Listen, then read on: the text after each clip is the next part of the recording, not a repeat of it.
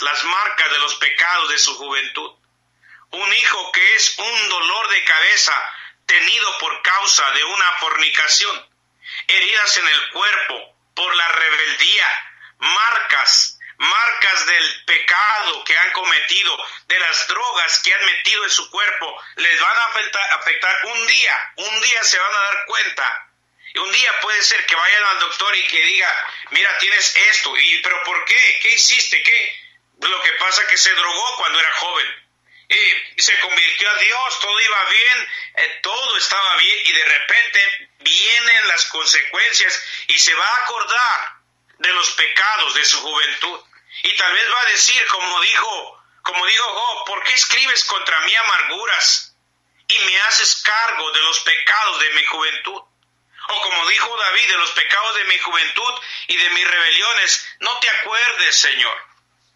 Los pecados de la juventud son graves, porque pueden traer consecuencias para toda la vida, nos pueden marcar por toda la vida. Un pecado que cometa mi hija o mi hijo en ese estado de juventud, la pueden marcar por el resto de sus vidas.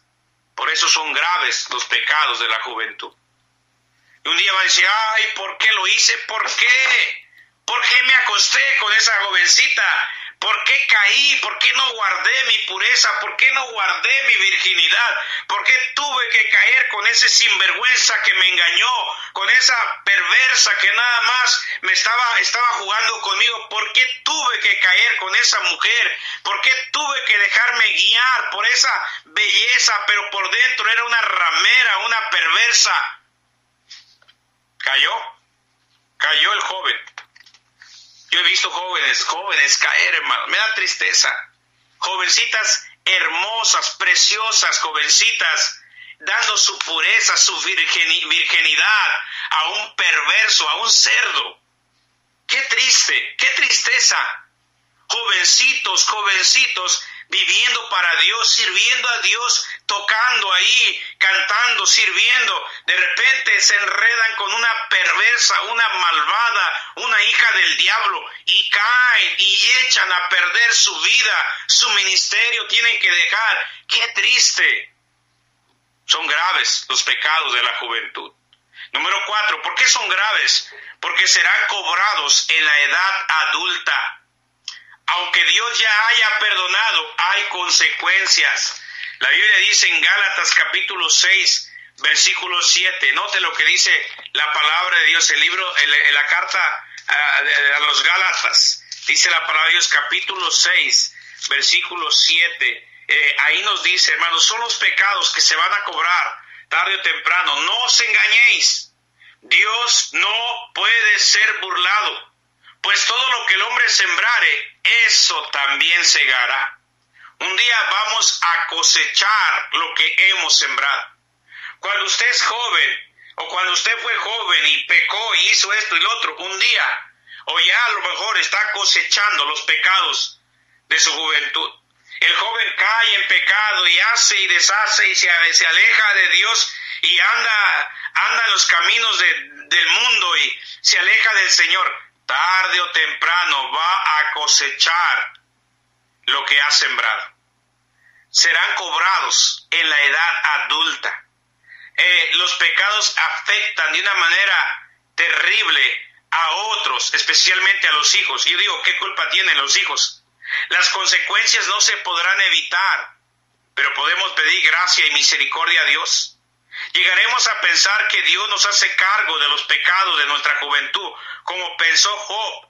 Pero ya que Dios nos perdonó, ha olvidado nuestras ofensas. Sin embargo, el perdón de Dios no necesariamente quita las consecuencias del pecado. Se lo repito, el perdón de Dios no necesariamente quita las consecuencias del pecado.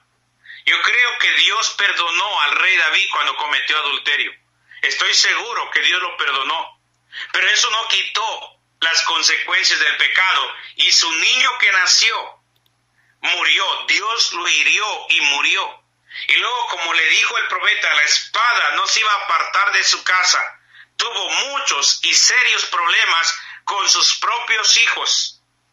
Así que, hermanos, no crea usted que, bueno, ya pequé, ya Dios me perdonó, ya todo está bien, ya no va a pasar. No, espérese. Lo que siembra cosecha. La Biblia dice, el que encubre su pecado no prosperará, mas el que lo confiesa y se aparta alcanzará misericordia. Ahora, no quiere decir que confesamos nuestro pecado y ya se acabó, ya no hay nada. No, dice alcanzará misericordia. Las consecuencias que vendrán por causa del pecado vendrán, pero Dios va a tener misericordia para que no sean tan fuertes, tan duras como deberían ser, porque la misericordia de Dios nos va a ayudar. O sea que Dios va a tratar con nuestro pecado, pero con misericordia. Va a alcanzar misericordia. Así que, hermano, pero no piense que ya pecamos y ya. Tal vez aún hermano pastor, aún un siervo de Dios, allá en su juventud, tal vez antes de que se casara, que anduvo por ahí haciendo cosas que no debe, no le sorprenda que un día ya sirviendo a Dios alguien venga y le toque la puerta. Hey, buscamos a fulano de tal, al pastor. Aquí está, ¿y qué quiere? ¿Qué le podemos servir? Mire este niño que traigo, este joven, es su hijo. ¿Cómo? ¿Se acuerda de allá? Sí, es su hijo. Imagínense. ¿Qué cosas? Sirviendo a Dios, siendo pastor y pensando que todo está bien, y alguien viene y dice, mire, aquí está su hijo, y reconózcalo, es su hijo, es su hija, tenida en su juventud, aquella aventurita, aquella vez que se acostó con aquella muchachita, aunque todavía no era cristiano, y si era cristiano, peor aún, porque ya conocía. Pero ahora, después de muchos años, aquí está su hija, aquí está su hijo. Oh, va a ir al doctor y va a decir, mira estas manchas que están aquí, mira, ¿sabes de qué es? Es por todos los cigarros que te fumaste cuando eras joven. Sí, antes de conocer a Cristo. Mira esto que está en tus pulmones, esto es un cáncer. ¿Pero por qué? Si yo estoy viviendo bien, ¿Te acuerdas lo que hiciste en tu juventud? Por eso. ¿Me entiendes? Lo que se siembra se va a cosechar. O peor aún, peor. Mira, ¿sabes qué? Vamos a hacer un examen por causa de un trabajo, tal vez. Y te van a hacer el examen del SIDA. Pues yo estoy casado, tengo mi esposa. No creo. Y de repente sale positivo. ¿Pero cómo? ¿Por qué? La aventurita que tuviste con aquella prostituta en tu juventud. Aquí están las consecuencias. Hermanos, son graves los pecados de la juventud, porque serán cobrados en la edad adulta. Son graves. Hermanos, ahí es donde yo le animo, hermano. Cuide a sus hijos, cuide a sus jóvenes, ore por ellos, ayúdelos a tener temor de Dios, enséñelos con la palabra de Dios. Yo no quiero que mis hijos sufran. Tal vez usted no quiere que sus hijos cometan los mismos errores y pecados que usted ha cometido. Yo quiero que mis hijos eviten cosas que yo no pude evitar cuando era joven.